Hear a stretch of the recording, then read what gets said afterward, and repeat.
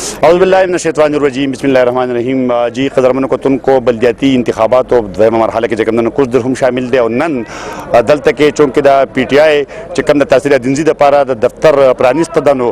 د خوش قسمتۍ نه زمونږ چې کوم د قامي اسمبلی ممبر دی محبوب شاه صاحب هغه مونږ رامنې کړی دی او نن د ده متعلق هم ډېرې خبرې کېږي او د خلکو څه شکایات هم دي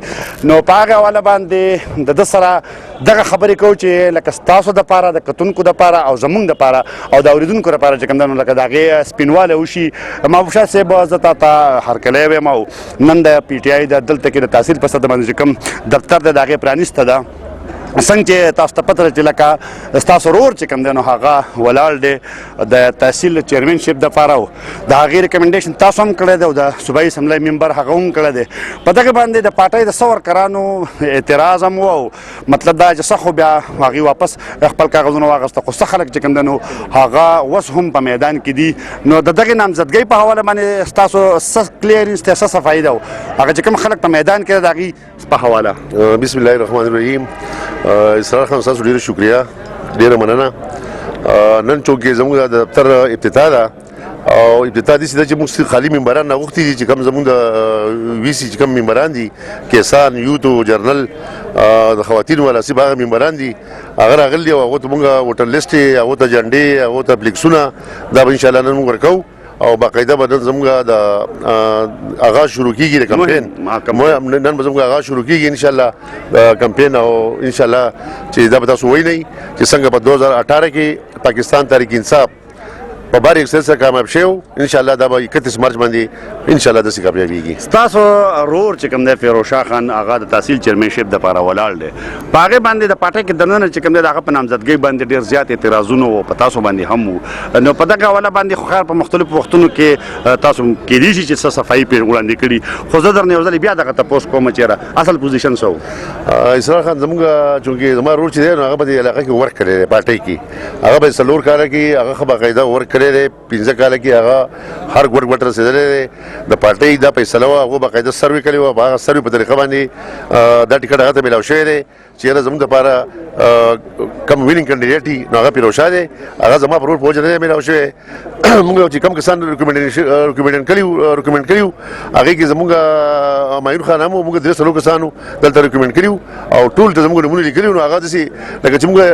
یو نوم ورکړی هغې سره هم ایم این اے ایم پي اے چې بل هم ورکړی هغه ایم این اے ایم پي اے په هغه وجه باندې دا داسې راغلي وزیر خلکو په ذهن کې دا خیالات دي چې یاره دا لکه ایم پي اے صاحب او یا ایم این اے صاحب دا کلي دا موږ داسې نه دي کړي موږ چې کوم نومونه ورکړي وو موږ ټول ریکمنډ کړي وو دا راته ووایي چې کوم کاغذونه خو داخل شوي هغې تقریبا 15 کسانو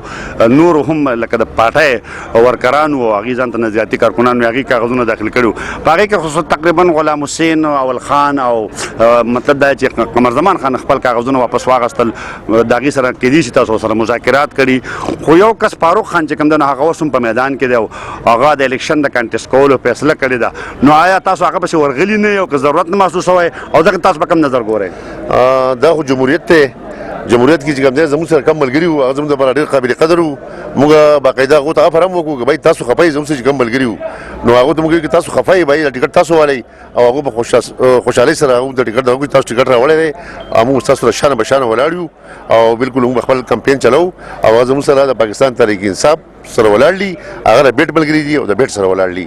تاسو چونکې فاروق خان خبره وکړه هغه زموږ ورور دی فاروق خان زموږ دپاره ډېر قابل قدر دی او چونکې هغه ازاد ولاړ دی هره پارټۍ سره نه دی نو بس د هر چا خپل طبیعت دی لکه یو سړی چې پارټۍ دغه یي د کسي او د عمران خان د بیټ ملګري به بیټ نه ووټ ورکوي او بیټ به کامیابوي او آزاد خو که زه ودرېدم زه ایم این ایم زما به یو ووټي خپل ووټ ځان ته اچولی شم زما دا پوزیشن دی او نور د هر چا دا خو جمهوریت دی په دې کې خو به 100 کسان هم آزاد ودرېږي 10 به هم ودرېږي 10 به هم ودرېږي 15 به هم ودرېږي دا به انشاءالله په 31 مارچ باندې پته لګي کم خلک چې